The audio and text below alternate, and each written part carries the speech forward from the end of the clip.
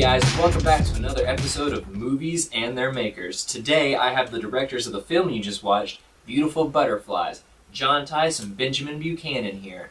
And they're going to answer some questions about why they think that this film is the newest Oscar contender. John, we're going to start with you. Why is it that you think your movie is now up there with classics such as Citizen Kane and Napoleon Dynamite?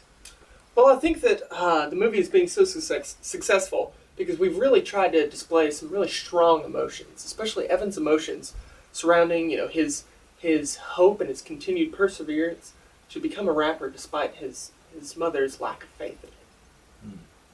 All right, we're going to move over to Ben now. What message were you guys trying to convey with the film as a whole?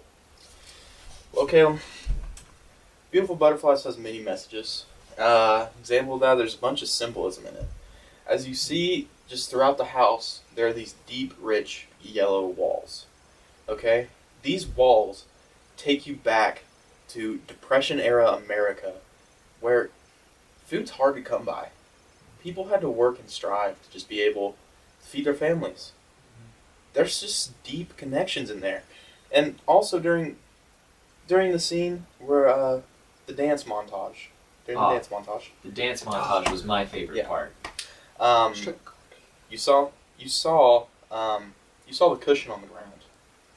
Okay? That just brings feelings of soft, feelings of comfortable, feelings of being just hugged by a polar bear. Now, you feel that, and that represents... I'd say even 3 polar bears. That's the feeling I got. Wow. I appreciate the compliment. Yeah. All his idea. But it represents how soft our generation is. See, New Balance are soft, but the people who wear them need to be hard. They need to be strong. They need to be willing to do what it takes, like those people back in the Depression. It's all about hard times and pushing through, Caleb. Wow, that's more than I could have asked for. Thank you. Moving back to John, what inspired you guys to use such creative and unusual cinematography within the film? I.e., there were some crazy out-of-focus shots. I mean, crazy. You couldn't even tell what was going on. Right. What inspired that? Well, Caleb, we had some really vague and hard to pin down emotions going on throughout this film. So we decided that if the camera was out of focus, that would draw parallels to the emotions that were out of focus in our characters. So it was definitely a planned decision, and it was something we really strived to preserve throughout the film. So that was something that was important to us. Wow. Another thing was that the camera was often shaking, and that was something the lives of our characters were being shaken left and right, similar to how the camera's view was being shaken throughout the entire film. Wow, that justifies everything. Thank you. Ben, how do you feel that the cast performances aligned with what you had in mind for these characters?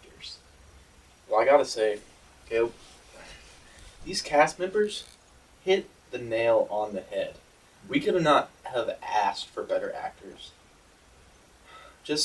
Nor could you find any anywhere.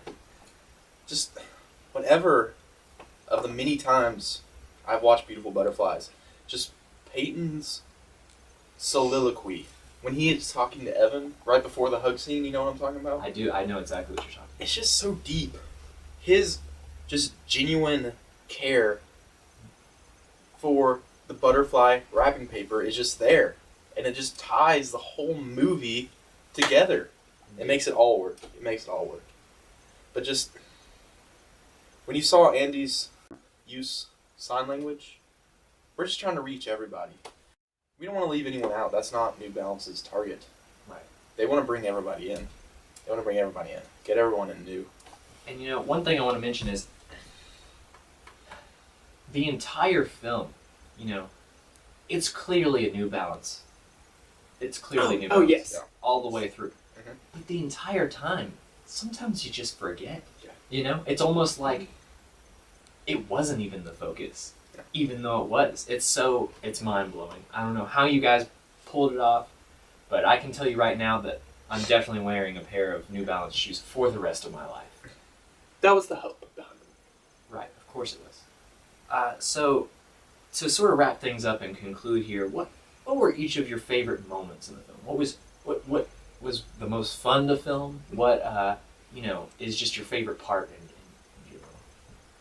So for me, I think it was definitely the one bit of humor. So this was a serious film with for a serious audience, but we did add one bit of comic relief just to sort of keep everybody going through the movie, and that was provided by Evan's mother. And the just a wonderful, very clever, very subtle pun. And we really wanted to make sure that the one bit of comedy was very subtle. So most people may not have ever noticed it. Wait, pun? Yes, there was a pun. What? Explain. Well, wrapping paper is always a pun. I mean, wrapping paper, and Evan is paper, actually, and he's rapper. Okay, then. So Right. Evan's mother's denial of the existence of butterfly wrapping paper is very similar to her denial of Evan's existence as a rapper. Okay, that cleared everything up. Yeah. See, I This movie has many layers. Like an onion. Like an onion and like an ogre. Many layers in this movie.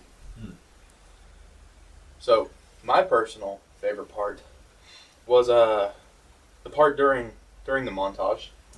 of course. Excellent scene. Just to say, that took a lot of choreographical training, a lot of work for the actors to be able to pull that off. My favorite part was Matthew's move. That move. Wow, you know what? And on that note, I think we're going to conclude. Thank you guys for coming on the show, Thank you for having us. Thank you for having us. and we'll see you next week with a movie that no one cares about.